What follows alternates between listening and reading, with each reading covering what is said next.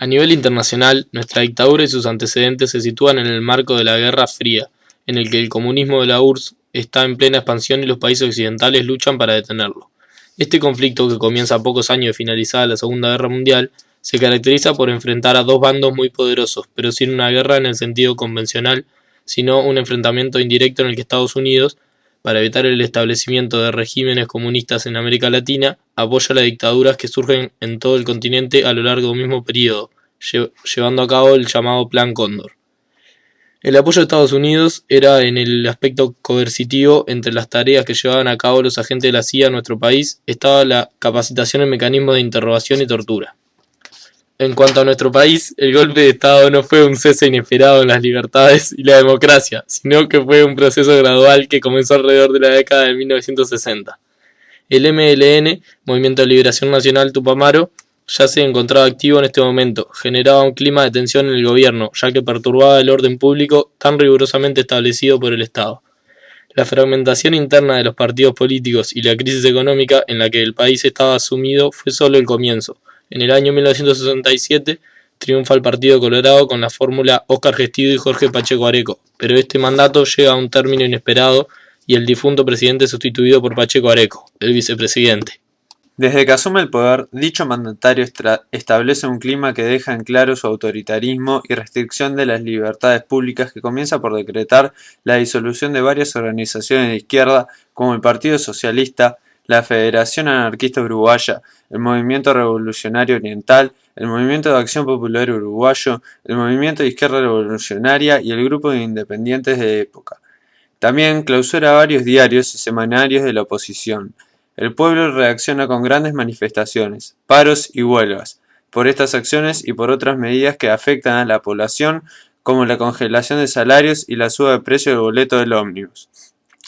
Paros generales y manifestaciones de bancarios, frigoríficos, UTE y otras instituciones que llevan a la represión por parte del gobierno. Esto continúa por el resto del periodo de gobierno de Pacheco Areco. En 1971 triunfa de nuevo el Partido Colorado con Juan María Bordaberry como presidente, en circunstancias sospechosas al vencer a Wilson Ferreira Aldunate por un estrecho margen ante la sospecha de fraude electoral. El clima de violencia política y el enfrentamiento con el MLN se agudizan tremendamente.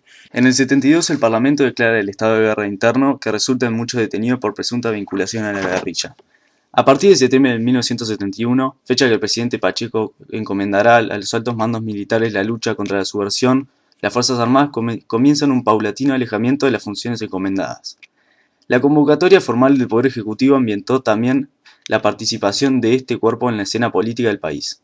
En un documento que circuló en la interna de las Fuerzas Armadas, pocos días después de que se les hubiese adjudicado estas nuevas atribuciones, se expresaba claramente la voluntad de llevar adelante un programa entre cuyos cometidos principales figuraba la destrucción del aparato militar subversivo que opera en el país, para posteriormente proporcionar seguridad al desarrollo nacional. En septiembre de 1972 fue alcanzado el objetivo principal de la desarticulación del aparato militar de la guerrilla. A partir de entonces, el proceso de autonomización de las Fuerzas Armadas se tornó cada vez más notorio.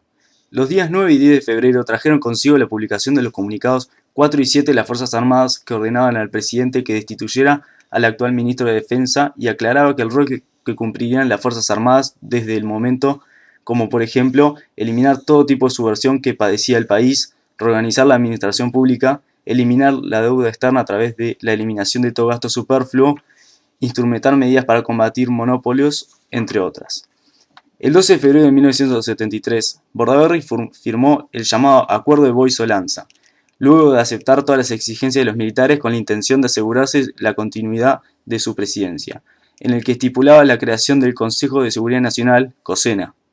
La función de este organismo era brindar seguridad al desarrollo nacional. El 27 de junio de 1973, de madrugada, el presidente junto a los militares de la época disolvieron las cámaras de senadores y representantes, justificándole porque la acción delictiva de la conspiración contra la patria, coaligada con la complacencia de grupos políticos sin sentido nacional, se halla inserta en las propias instituciones, para así presentarse encubierta como una actividad formalmente legal. A las 5:22 de la mañana se da a conocer la noticia por el medio de la radio. El presidente Juan María Bordaberry anunció la disolución de las cámaras y creación de un Consejo de Estado con funciones legislativas, constituyentes y de Contralor Administrativo. A su vez, le otorgó un gran poder a las Fuerzas Armadas con el fin de asegurar la prestación de servicios públicos de manera ininterrumpida.